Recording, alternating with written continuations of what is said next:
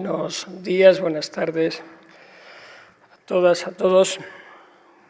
Gracias a las autoridades, tanto académicas como políticas, y a todos y todas los que hoy estáis aquí. Se ha dado un título de conferencia, pero tengo que decir que el título lo he cambiado. Y lo he cambiado porque el domingo falleció mi madre.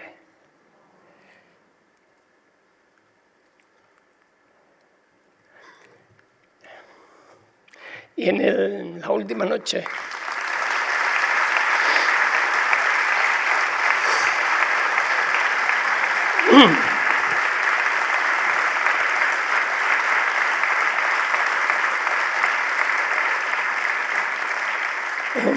en la última noche de conciencia, que fue el viernes por la noche, yo en el hospital estábamos los dos solos y le comenté que estaba escribiendo un artículo, que tenía que venir a dar una conferencia, y siempre lo compartía con ella.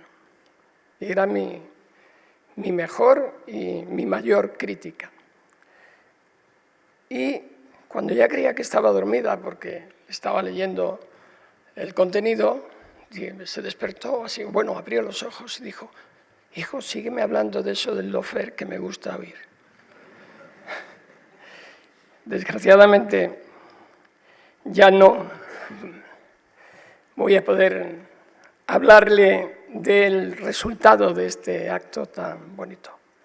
Pero me dio idea de que, aunque más o menos son temas similares, pero anoche, hablando con mi mujer, con Dolores Delgado, que también es buena y severa crítica, le dije que iba a cambiar el contenido, el texto, de modo que por eso voy a leer el texto que entre ayer y esta mañana, casi viniendo para acá, he concluido.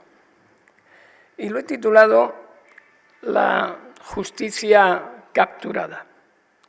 Cuando la sospecha condena, el algoritmo amplifica y la culpa se negocia.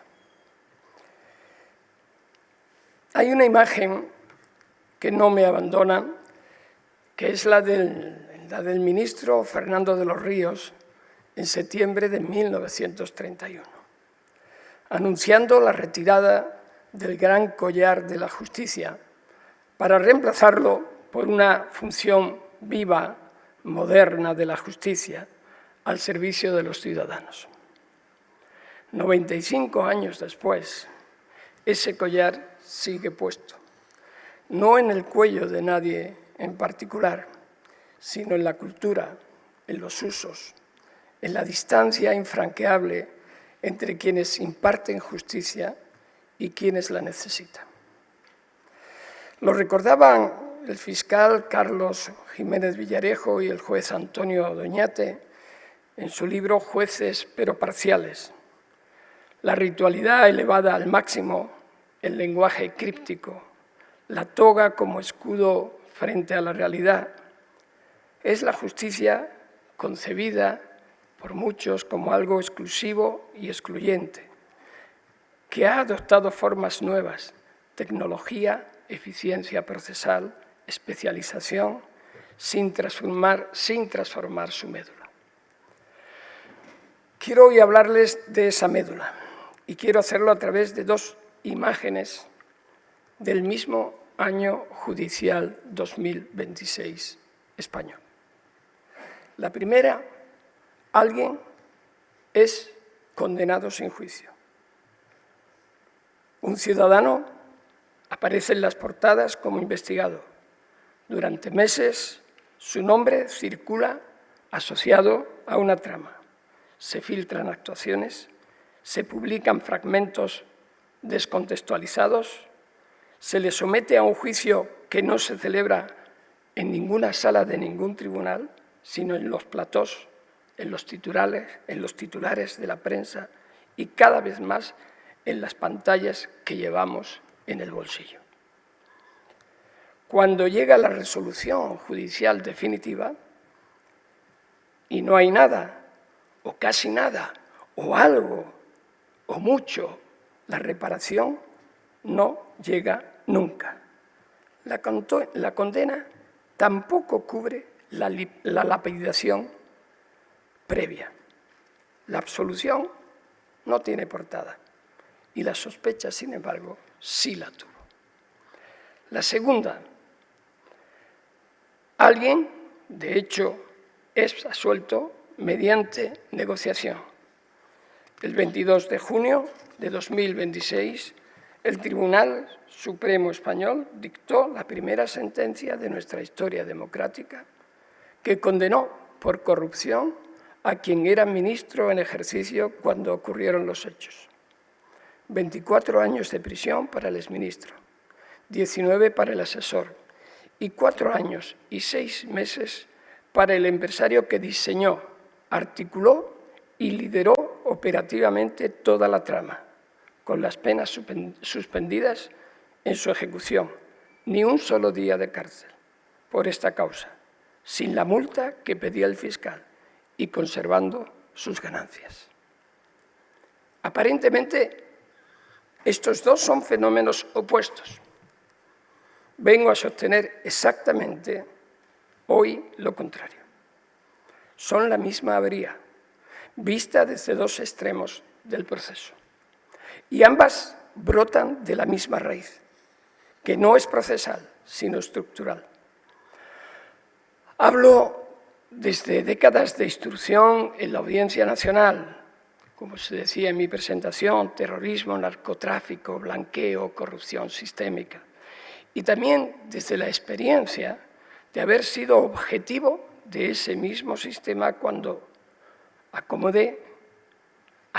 incomodé a quien no debía incomodar. Precisamente por eso no me quedaré en el diagnóstico.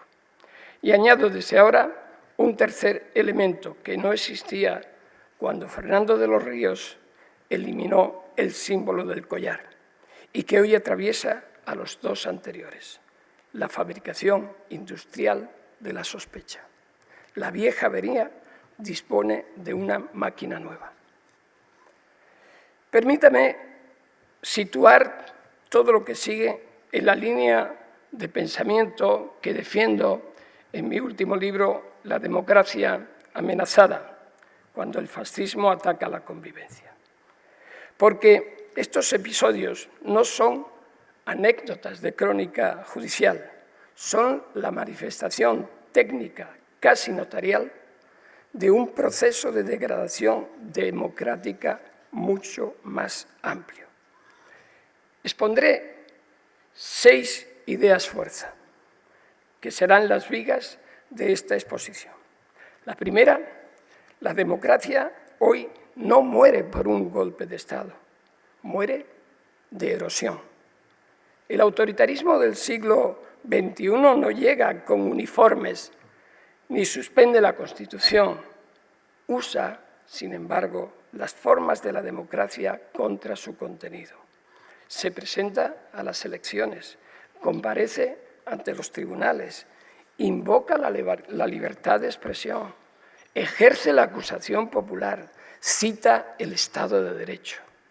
No necesita derogar las garantías, solo le basta con vaciarlas.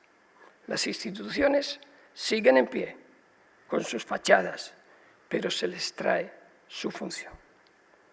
Segunda, la batalla se libra primero en el lenguaje. Antes de que se degrade el derecho, se degrada la palabra. Llamar arrepentido al que negocia, denunciante al que organizó sobornos, justicia a un resultado que depende de qué abogado pactó con qué fiscal, eso no es una imprecisión periodística, es una operación con todo el sentido. Quien controla el nombre de las cosas, controla lo que puede pensarse sobre ellas. Tercera, la captura de las instituciones es el objetivo, no el medio. Poder judicial, medios, organismos reguladores, espacios de decisión económica. Allí donde el legislador se abstiene de regular, se instala el poder privado. El vacío normativo nunca está vacío. Siempre lo ocupa alguien y casi nunca es el ciudadano. Cuarta, la impunidad no es un fallo del sistema, es un producto de ese sistema. Se fabrica con prescripciones oportunas, competencias recortadas, leyes que no se aprueban y acuerdos que no se publican. Quinta, y es la que incorporo hoy, la sospecha también se fabrica, y ya se fabrica a escala industrial. Lo que antes exigía un funcionario desleal, un periodista dispuesto y una portada, un juez complaciente, hoy lo produce una arquitectura técnica que trabaja sin descanso, sin coste y sin rostro. La inteligencia artificial no ha inventado el juicio paralelo, lo ha automatizado. Y sexta, frente a eso, la respuesta no es el cinismo ni la resignación, sino lo que he llamado desde hace tiempo la indignación activa. Una ciudadanía que exige, que vigila y que no delega su juicio en el titular de la mañana ni en lo primero que le sirve una pantalla. Con estas 6 claves vamos a la raíz.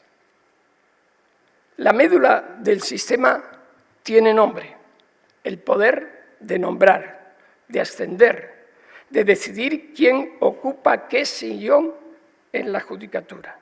Mientras ese poder siga siendo el verdadero motor, la independencia será una palabra, pero no una realidad que proteja a la ciudadanía.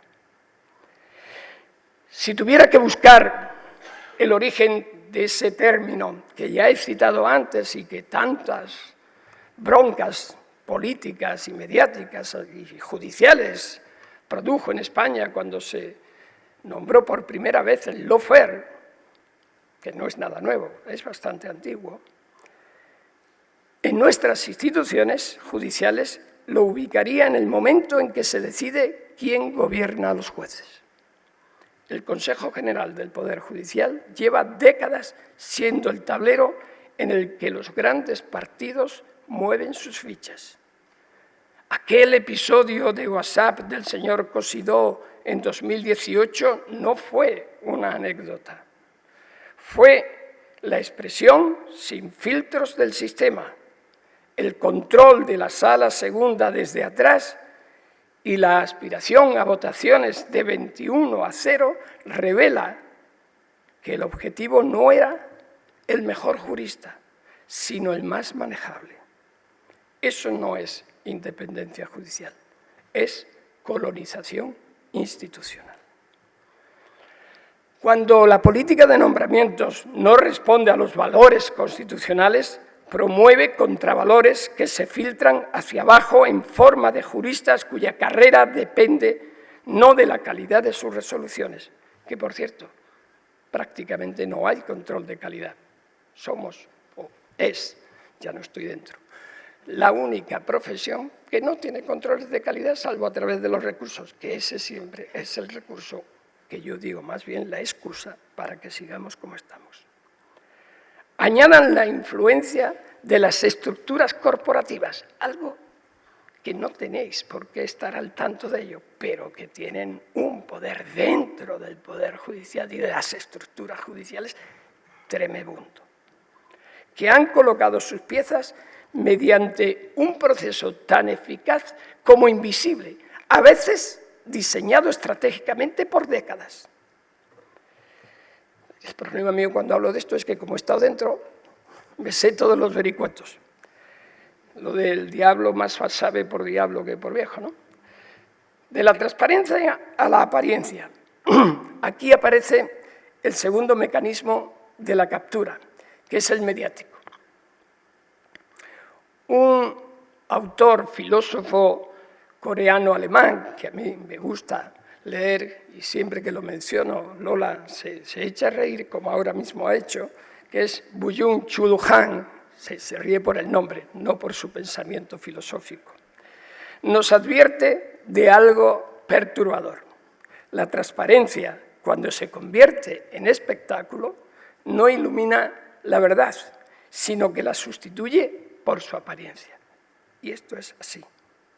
Lo hemos visto en algún caso reciente convertido por la intervención pródiga de un colaborador de la justicia, entre comillas, en diferentes platós de televisión, en programas de entretenimiento y de aprovechamiento político. La instrucción sumarial transformada en munición de campaña.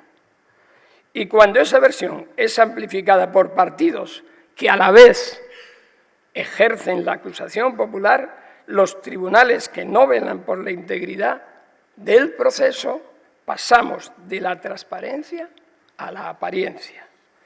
Es lo que Han llama el enjambre, es decir, el proceso deja de ser la búsqueda de la verdad para convertirse en una batalla de narrativas donde gana el ruido y pierde el ciudadano, de forma sistemática.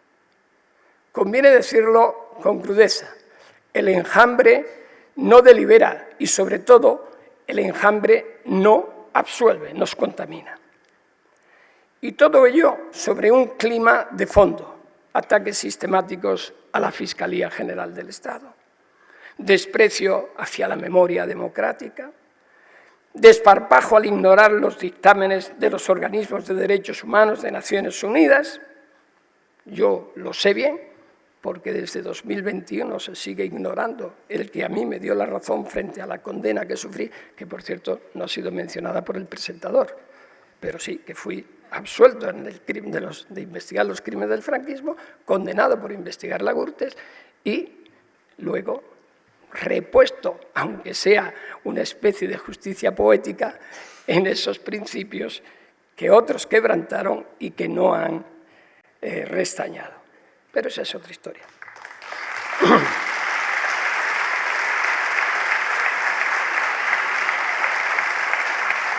Sobre ese suelo, mi madre, la pobre, decía, hijo, dice, no te debes de preocupar cuando Jiménez Los Santos te ataca todos los días.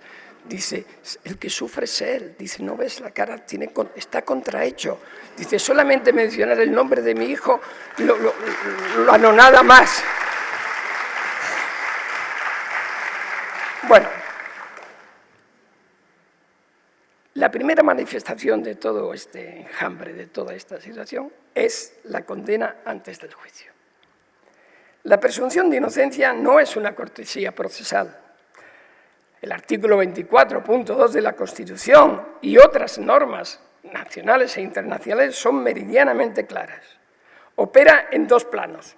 Como regla de juicio, es decir, nadie puede ser condenado sin una prueba de cargo válida, practicada en el plenario y suficiente para destruir la presunción, más allá de toda duda razonable, y como regla de tratamiento. Nadie puede ser presentado públicamente como el culpable antes de una sentencia firme. Esta segunda dimensión, la dimensión adestra del proceso, es la que en España está sistemáticamente, desactivada. ¿Cuál es el mecanismo? Primero, la filtración, un atestado, un informe, un fragmento de declaración, un audio, materiales que están en la causa judicial, a veces declarada secreta, aunque la inflación del secreto sumarial, os podéis imaginar, es enorme, y que aparecen íntegros en un medio antes que en manos de defensa. Hace no mucho, en un programa de televisión, La Sexta Explica, yo fui invitado y con el presentador, José Yelamo, que es un periodista serio, pues la primera pregunta que me hizo, dice, tengo aquí el sumario, creo que era o de Zapatero o de otro, no, uno de los que estaban en esos días. Y entonces yo le dije, pues lo primero es que usted no tendría que tener ese sumario encima de la mesa, porque está secreto hasta que llegue el momento del juicio oral para los que no son parte del proceso. Entonces él me dijo, bueno, no, pero es la función de los periodistas. Digo, no, por supuesto, los periodistas tienen que investigar, tienen que criticar, tenéis que hacerlo, pero hay alguien que no ha cumplido con su obligación cuando ese sumario está encima de la mesa, de un plato de televisión. Porque es importante que no perdamos la perspectiva, porque si no, esto nos vuelve locos. Bueno, pero ¿qué decir? Hay artículos en el Código Penal que lo prevé. El artículo 417, la revelación de secretos. Y mirad por dónde. No se ha aplicado casi nunca. Pero ¿sabéis cuándo se ha aplicado? Para condenar al fiscal general del Estado, Álvaro García Ortiz. Por cumplir con su deber. Hay un voto particular de 2 magistradas que es meridianamente claro. Cuando en el análisis de unos hechos probados, la mayoría del tribunal decide mirar hacia una parte, no, hacia esta parte, era por la izquierda y la derecha, siempre hay un problema, porque el análisis tiene que ser equidistante, tiene que basarse en esas pruebas, no se puede decir por sí mismo o por el entorno, defíname usted el entorno, en unos hechos probados, que dan lugar a la pérdida de condición del cargo que ocupaba en ese momento la sexta autoridad del Estado. En fin. Segundo punto, la amplificación. El material filtrado se convierte en relato y el relato no tiene contradicción, ni prueba ni presunción de inocencia, tiene titular. Tercero, y es el punto decisivo, la inversión de la carga de la prueba. En el proceso corresponde a la acusación acreditar los hechos. En el juicio paralelo se exige al investigado que demuestre que no hizo lo que se insinúa, o a veces se explicita, que pruebe un hecho negativo. Lo único que el derecho probatorio, desde que el derecho es derecho, prohíbe, porque se considera imposible. Y cuando no puede, porque nadie puede demostrar ese hecho negativo, el silencio se lee como confirmación. Cuarto, la consumación. Cuando llega la resolución judicial, lo decía antes, y no hay delito, o no hay indicios bastantes, o incluso cuando los haya suficientes, ya no importa. La sentencia social se dictó hace meses y es firme, porque contra ella no cabe recurso alguno. Y si lo hubiera, llega contaminado. El proceso penal y sus garantías han muerto. Solo vive el mediático. Esa es la situación que vivimos actualmente. Y vale para todos. Alguien, un medio de comunicación, me preguntaba ahora sobre este particular con nombre y apellido y decía, bueno, usted piense en usted misma. Piense, ¿qué pasaría si esto le ocurriera a usted? Pues eso es lo que tenemos que pensar cada uno de nosotros. No que le pase a Rodríguez Zapatero, a la mujer del presidente, al hermano o al Sun Sun Corda. No, que nos pase a nosotros. Bueno, en mi caso me pasó, ¿no?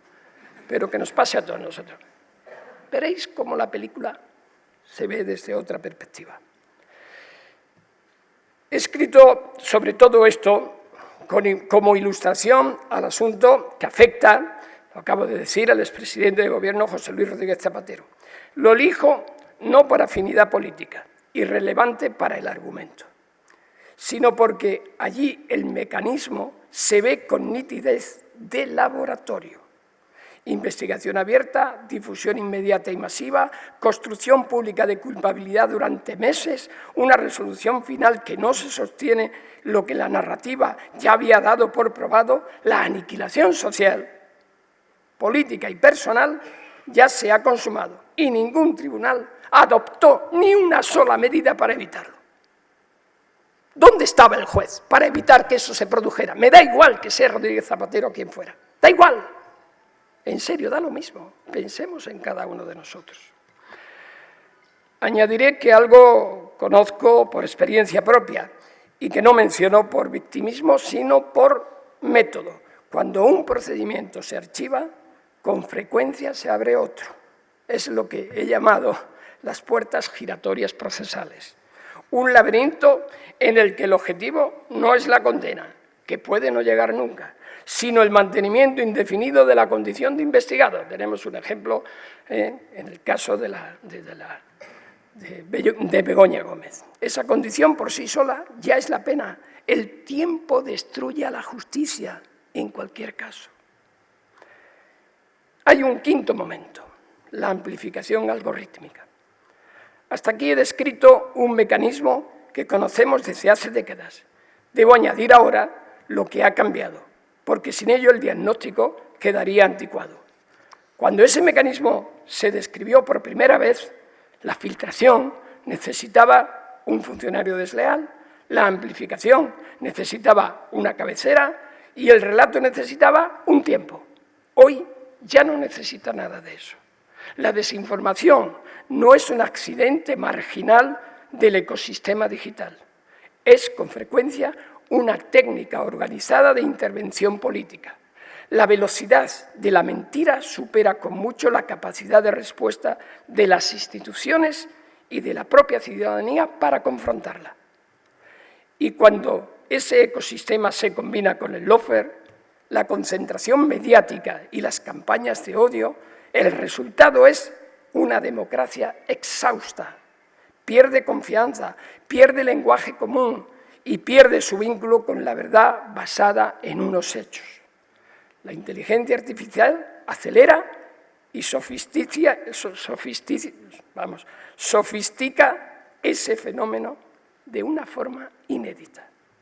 Los sistemas generativos permiten fabricar noticias falsas a escala industrial, crear vídeos sintéticos que simulan declaraciones que nunca se produjeron, desplegar perfiles automatizados que amplifican un mensaje hasta convertirlo en clamor y segmentar a los ciudadanos según su vulnerabilidad emocional. No estamos ante propaganda tosca, sino ante una ingeniería de la percepción que opera en tiempo real y coste casi cero, reforzada por las burbujas de filtro que nos dejan oír y ver aquello que interesa que veamos porque no tenemos contradicción alguna. Y por la desinhibición en línea, anonimato y ausencia de consecuencias que anima a difundir sin verificar y sin fin. Ahora traduzcan todo eso al proceso penal, porque ahí es donde quería llegar. La filtración, como ya he dicho antes, no exige un traidor, ya no. Basta un documento verosímil, un atestado que jamás existió, que puede tener un formato exacto al de un atestado, sello, membrete, número de diligencia, todo. La amplificación mediática ya no exige un medio, la ejecuta la arquitectura algorítmica que premia el escándalo, porque la indignación retiene más la atención que el matiz. Nadie se ocupa de los matices. Mientras más bronca haya, mejor. Y conviene ser precisos. El algoritmo no odia al investigado. Le es indiferente, que es peor todavía. Optimiza la permanencia y la sospecha permanece mejor que la verdad. La inversión de la carga de la prueba se vuelve absoluta. Al investigado ya no se le pide solo que demuestre que no hizo lo que insinúa, se le pide que demuestre que no dijo lo que un vídeo sintético le atribuye, con su cara, con su voz o con su gesto.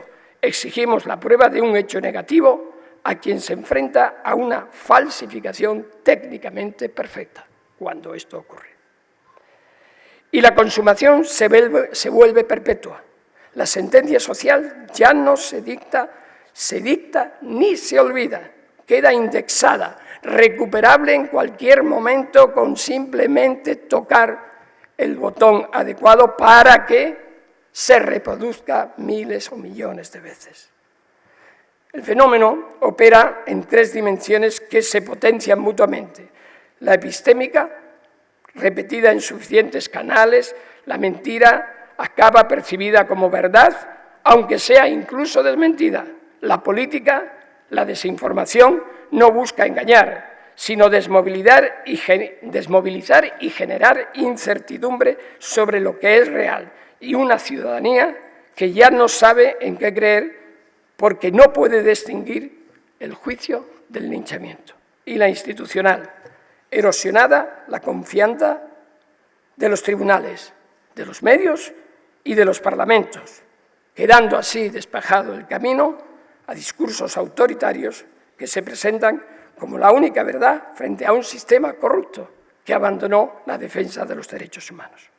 La paradoja es cruel. La misma maquinaria que fabrica juicios paralelos comparece después como acusadora ante la justicia que ella misma ha desacreditado. La saturación informativa no produce más verdad, sino solo más ruido. Y en la confusión, el poder actúa sin ser visto. El Papa León XIV, en su encíclica Magnificat Humanitas, que es un documento impresionante y que merece la pena leer, se lee muy fácil, advierte de que la desinformación ha encontrado en la inteligencia artificial un amplificador de enorme potencia y de que la indiferencia hacia la verdad conduce lenta pero inexorablemente al autoritarismo. Y lo he escrito de otro modo.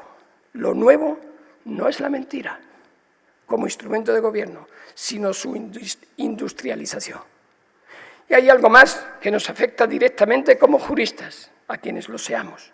La inteligencia artificial no solo actúa fuera del proceso, ha empezado a entrar en él, entra por el lado de la decisión y también por el lado de la prueba. El juez hoy tendrá que decidir si una grabación es real. Si no dispone de medios para hacerlo, la presunción de inocencia dejará de ser una regla de derecho para convertirse en una apuesta técnica. Cadena de custodia digital, peritaje independiente etiquetado, trazabilidad de los contenidos sintéticos, que no son cuestiones informáticas, son garantías procesales. Y no hay preparación en los jueces para esto. De modo que van a estar siempre en manos de terceros, que pueden ser buenos o menos buenos. La respuesta, por tanto, no puede limitarse a la verificación reactiva de bulos concretos. Exige simultáneamente regulación efectiva de las plataformas, educación mediática, medios independientes entendidos como infraestructura democrática y medios y una acción judicial decidida contra las campañas de desinformación organizada que vulneran derechos fundamentales. Ninguna de esas 4 palancas funciona en España con eficacia apreciable y todas descansan en unos mismos principios. Inteligencia artificial subordinada a la dignidad humana, transparente cuando afecte a derechos fundamentales, con responsabilidad humana identificable detrás de cada decisión. No se trata de decir no a la inteligencia artificial, se trata de ponerla bajo el gobierno de los derechos humanos y de la democracia. Si la presunción de inocencia no vincula también a quien amplifica, no va a vincular a nadie. En España no hay régimen sancionador efectivo ni protocolo vinculante de comunicación institucional ni mecanismo de tutela reparadora para quien fue públicamente destruido y después absuelto. Tenemos el derecho enunciado y no tenemos el derecho garantizado. Y un derecho sin garantía no es un derecho, es una declaración de intenciones. Cuando la sospecha sustituye a la prueba, la víctima no es solo el investigado, es el propio Estado de Derecho. ¿Y qué pasa cuando la justicia se negocia? La batalla se libra, como he dicho antes, primero en el lenguaje. El alertador, o, utilizando el término inglés, whistleblower, denuncia hechos ilícitos, pero que no ha participado en ellos. Y ese es un mecanismo ya regulado por la Unión Europea y que España tardó, pero lo reconoció como tal. Pero no estamos hablando de eso. Estamos tampoco hablando del confeso ordinario que reconoce su culpa, artículo 21.4 del Código Penal. Y no aporta información respecto de nadie. El colaborador con la justicia es otra cosa, o arrepentido. Es copartícipe de la actividad criminal que ofrece información relevante sobre otros a cambio de incentivos penales. Su testimonio está estructuralmente condicionado por el interés personal y por ello exige corroboración independiente. Retengan esa palabra, estructuralmente. No digo que mienta, digo que su declaración nace contaminada por definición y que un sistema responsable debe tratarla con las cautelas que esa contaminación exige. La sentencia 418 de 2026 del Tribunal Supremo, a la que antes he hecho referencia, a la que se refiere al exministro Ábalos, su asesor Koldo y al señor Aldama, confunde las tres figuras y cita forzadamente la ley de 2023, que es la de los alertadores, cuando los alertadores denuncian sin haber participado, mientras que los colaboradores, como decía, participan y negocian su salida. Equiparar ambas figuras revela la laguna de esa sentencia que intenta colmar con lo que tiene a mano. Que no se malinterprete cuando digo que esta sentencia es un hito, ha sido un hito. Demuestra que el sistema judicial español puede, incluso sin ley específica, condenar la corrupción en los más altos niveles del Estado. Pero de hito ha pasado a ser un principio de incertidumbre, de peligrosas consecuencias para los casos venideros, porque parece como que se da café para todos. Este es el camino, síganlo, sin contrapesos, sin análisis, sin esa exigencia de contrastación fuera del proceso. No la propia, no la que te favorece. Aquí tenía una serie de ejemplos de derecho comparado. Bueno, ninguno de ellos se cumplen en España y con esta sentencia. Tenía los de Francia, los de Alemania, los de Italia, los de Gran Bretaña, los de Estados Unidos, los de Argentina, y porque ya decidí detenerme ahí. En España, desde la noche de los tiempos, no se ha querido, y esto es una crítica profunda al Poder Legislativo, no se ha querido regular el estatuto del colaborador o del arrepentido o del copartícipe que obtiene beneficios a cambio de su testimonio. Es que ni siquiera en los casos que se refieren a delitos económicos o de corrupción se establece límite, que se establece en el Código Penal, en los casos de tráfico de drogas, en los casos de terrorismo, en los casos de criminalidad organizada. Se establecen condiciones, lo que tiene y lo que no se puede hacer. Aquí, nada. Con lo cual, pues podemos llegar a la conclusión de que ese vacío normativo que existe en nuestro país no es una omisión técnica, es el resultado de una decisión política sostenida durante décadas. Cada vez que en el Parlamento se planteó este estatuto, al hilo de Gürtel, de Bárcenas, de la financiación irregular de los partidos, el debate se bloqueó. La razón no es difícil de comprender. Una ley con los contenidos mínimos que exigen los sistemas garantistas habría hecho más difícil gestionar políticamente las causas en las que los partidos estaban o podían estar involucrados. Pero la ley no basta, y no quiero venderles una solución simple. En países donde existe también se producen errores graves. Por tanto, no hay una benignidad neutra. España necesita esa ley, pero si su aplicación no se guía por la contradicción, la igualdad de armas y las reglas severas de la sanción en caso de falsedad, en vez de proteger el Estado de Derecho, destruirá cualquier idea de justicia democrática. Falta identificar la pieza que une esas dos averías a las que hacía referencia al principio, y esa pieza es la acusación popular. El artículo 125 de la Constitución reconoce el derecho de cualquier ciudadano a participar en la administración de justicia mediante la acción popular, una institución original, prácticamente única en el mundo. Yo creo que en Perú existía, pero ya se eliminó, con grandes aciertos en su ejercicio históricamente. Los GAL, la dictadura argentina, las investigaciones del caso Pinochet, el franquismo, es decir, momentos históricos de la evolución de nuestro derecho penal en los que la acusación popular ha tenido un peso específico y un contrapeso, y respondía exactamente el terrorismo a lo que era la idea del constitucionalista, que es una institución que viene de antes también, la del 125. Esa institución original, en procesos de trascendencia política o mediática, se ha convertido en un instrumento de verdadero lawfare, de instrumentalización de la justicia.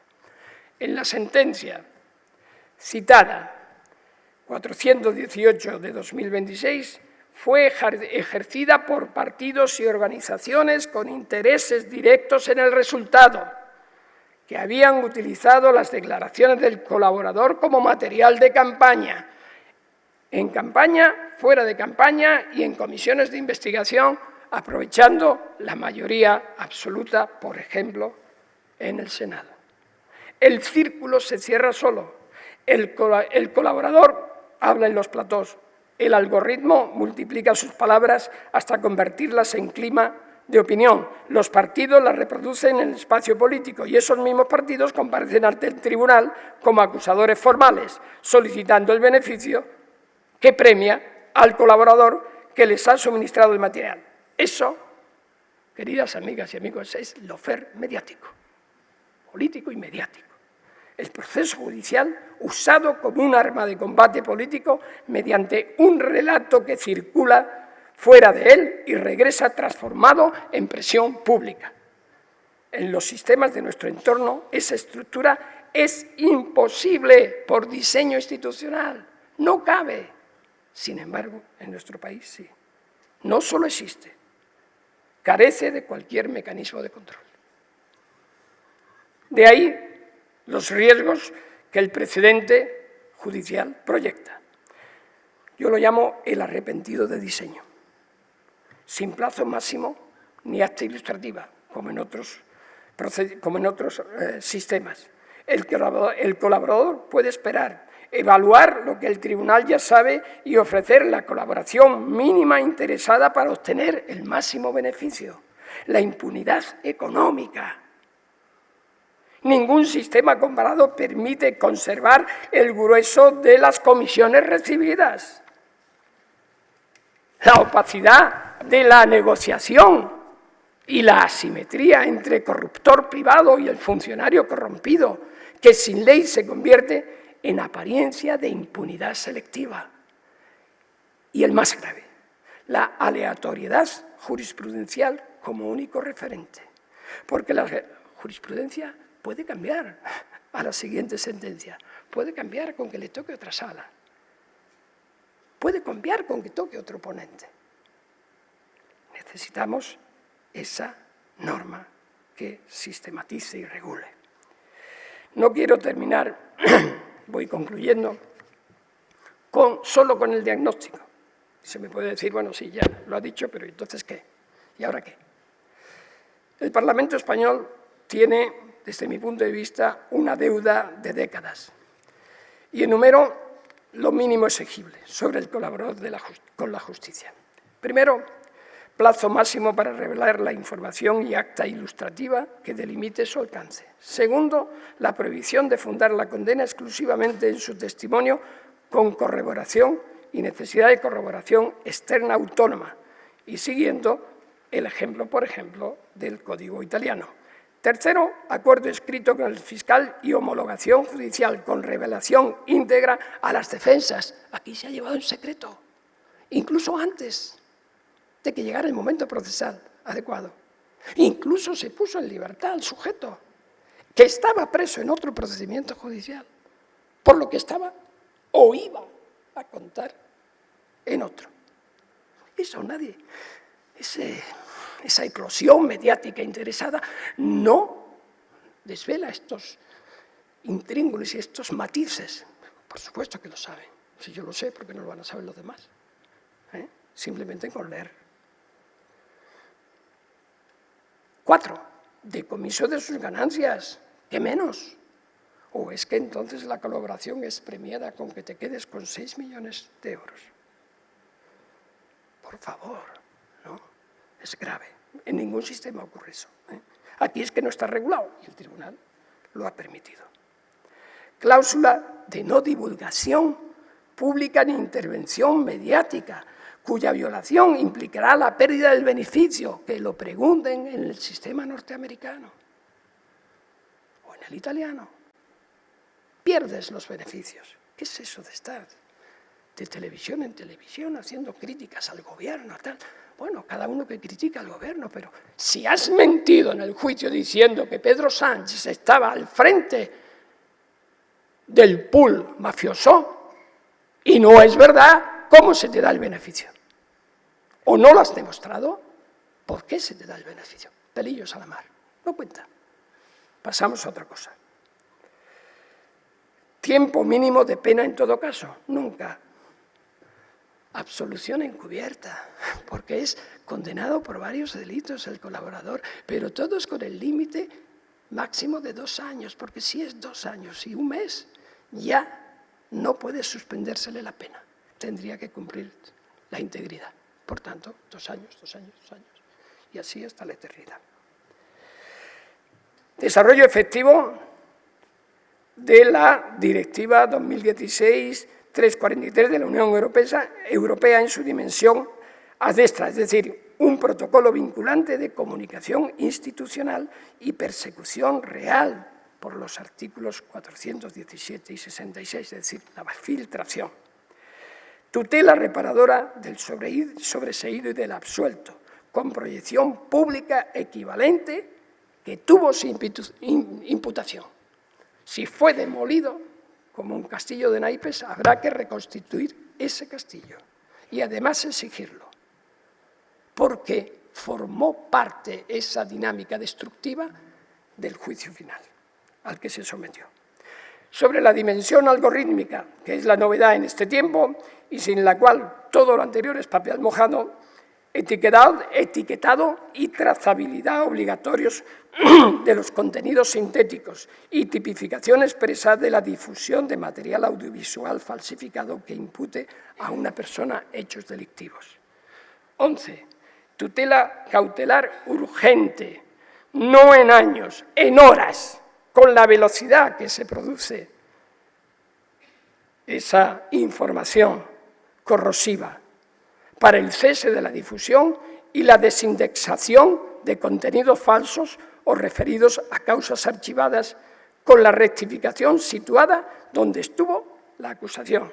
Os contaría algunas anécdotas, pero ya estamos cansados y vamos a terminar, sufridas en propia carne, que nos darían mucho juego, incluso risas, si no fuera, como se dice, reír por no llorar, ¿no? Pero en otro día, otra ocasión, si la universidad me vuelve a invitar, hablamos de otros temas. Siempre es bueno venir a la laguna. 12. Deberes de diligencia y transparencia algorítmica de las plataformas, sobre lo que amplifican respecto de procedimientos en curso con régimen sancionador efectivo. No me valen que digan que esto es casi imposible. No, pues lo hacemos posible. Todo es posible. 13. Estatuto de la prueba digital, cadena de custodia, peritaje independiente, verificación de autenticidad y prohibición de que sistemas automatizados opacos intervengan en decisiones que afecten a la libertad de las personas. Y sobre el marco común. 14. Prohibición de la acusación popular ejercida por partidos o organizaciones ad laterem en causas de corrupción ligadas al poder. Es que hay organizaciones que están dedicadas exclusivamente a plantear acusaciones populares. El sindicato, pseudo-sindicato, Dios sabe qué, manos limpias. No sé, abogados cristianos por ahí, hazte oír, no sé, justicia europea, no sé qué, pero después profundiza y dice, pero bueno, oye, siempre son acusación popular en determinados temas y mirando hacia la misma dirección. Hombre, tengamos... Y eso es responsabilidad de los jueces. Parar esa dinámica que deteriora y anula el verdadero Estado de Derecho.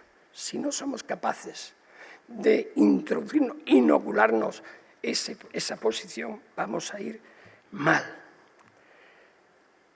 La reforma del sistema de nombramientos, que rompa la dependencia de la carrera respecto a quien la promueve. Ninguno de estos elementos o de estas posibilidades es una novedad. Todos existen de una u otra forma en sistemas comparados. Es la voluntad política la que tiene que poner de acuerdo a los grupos políticos para llegar a un acuerdo. Y eso, visto lo visto, considero que es bastante difícil. Mientras que eso sea así y no ocurra esto, habrá jurisprudencia y voluntarismo. Y el voluntarismo ya sabéis cómo acaba. Decía Fernando de los Ríos, con quien comenzaba esta exposición, en 1931, que convenía hacer de la justicia una función viva y moderna. Casi un siglo después, la modernidad ha llegado en forma de plataformas que convierten los procesos judiciales en espectáculo y en sistemas capaces de fabricar la culpa de cualquiera en unos segundos. Pero la sustancia no ha cambiado. Quienes tienen más recursos para anticiparse al sistema obtienen resultados más favorables que aquellos que tienen menos, porque estos solamente esperan. Esperan a ese curso de la jurisprudencia. La sentencia que ya he mencionado en diferentes ocasiones en esta conferencia ha enviado una señal importante. El sistema judicial puede perseguir y condenar la corrupción, como he dicho antes, de los más altos niveles. Y otra muy perturbadora. Quien diseña la trama puede salir libre, con su patrimonio intacto, si calcula bien cuándo y cómo colaborar. Esta segunda señal, solo se corrige con una norma. Y el juicio paralelo, hoy amplificado por una maquinaria que no duerme, solo se corrige con garantías que alcancen también al que amplifica. Son, insisto, la misma avería. En un extremo, la culpa se declara sin proceso. En otro, la culpa se negocia sin ley. En ambos, lo vaciado es la presunción de inocencia, como regla de tratamiento para destruirlo y como exigencia de prueba corroborada para el premiado. En la democracia amenazada no hablo de un enemigo exterior. Sí, hablo de Donald Trump, pero bueno, eso es, no puedo no hablar del mismo, sino de una amenaza que crece dentro, que usa nuestras palabras y nuestros procedimientos y que se alimenta de nuestra tolerancia a la excepción, de que aceptamos que se le destruya sin juicio, porque nos disgusta, y que a aquel se le premie sin la ley porque nos conviene. Ninguna tecnología ha creado esa tolerancia. Desgraciadamente, la tenemos en cada uno de nosotros. Solo lo que ha hecho la tecnología es hacerla más rápida, más barata y más difícil de reparar. Ahora sí termino. La independencia judicial no es un privilegio de los jueces, es una garantía de los ciudadanos. Esto lo habréis oído muchas veces. Y solo funciona, aunque hay jueces que creen lo contrario, solo funciona cuando quienes deben ejercerla asumen la transparencia, la rendición de cuentas que conlleva frente a la resignación. Solo cabe la indignación activa. Una ciudadanía que formamos todos y todas los que estamos aquí, que no delega su juicio en el titular de la mañana, ni en el vídeo que llega al teléfono, ni en el enjambre. No pido nada que no exista ya en sistemas judiciales. Pido que la justicia deje de ser capturada. Pido y me pido a mí mismo, en definitiva, lo que pedía Fernando de los Ríos hace casi un siglo, que sea una función viva, moderna y, sobre todo, justa. Muchísimas gracias.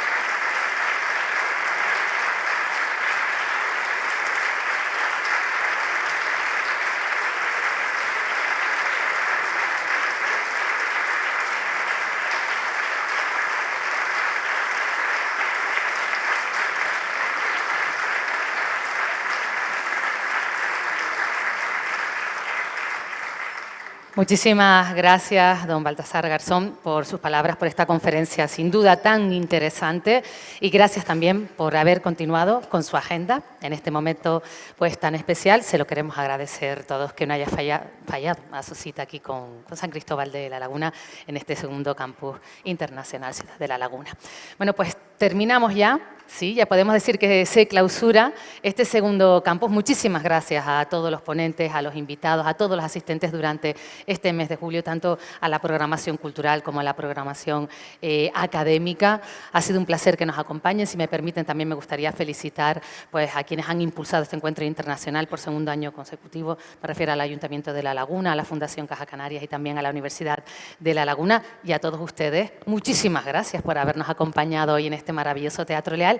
Invitarles a que a continuación el señor Garzón va a estar en el hall del teatro firmando ejemplares de su último libro, así que sin duda se trata de una oportunidad. Gracias de nuevo por su compañía y desearles que tengan un feliz día.